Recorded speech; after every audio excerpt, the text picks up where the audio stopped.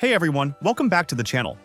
So, I've been spending the past week really testing out CodeRabbit, putting it through real projects, real pull requests, and just seeing what it's actually capable of.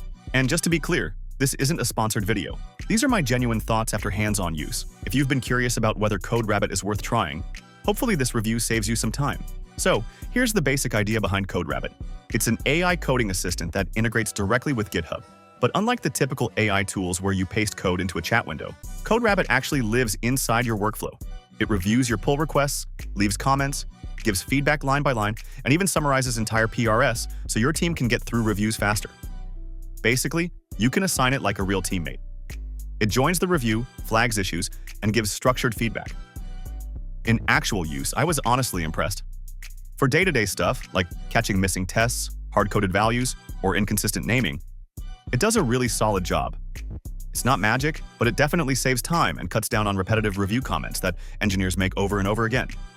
I'd say it's especially helpful for teams with junior developers, or when you're dealing with a ton of smaller PRs that just need a quick sanity check. Now, it's not perfect. CodeRabbit still misses context sometimes, especially when it comes to architecture decisions or security-sensitive code.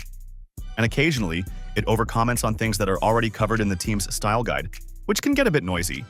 So I wouldn't call it a replacement for human reviews, but rather a powerful assistant that helps your team move faster.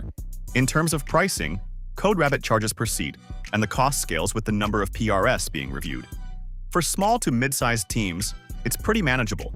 But if you're in a larger org with hundreds of merges per day, you'll definitely want to keep an eye on usage to avoid any surprises.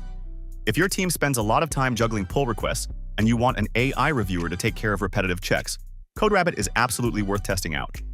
But if your team already has a tight, highly structured review process, the impact might be smaller.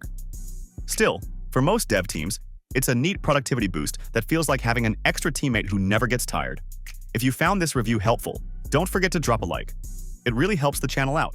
And if you've used CodeRabbit yourself, let me know your experience down below. I'd love to hear how it worked for your team. Thanks for watching, and I'll see you in the next one.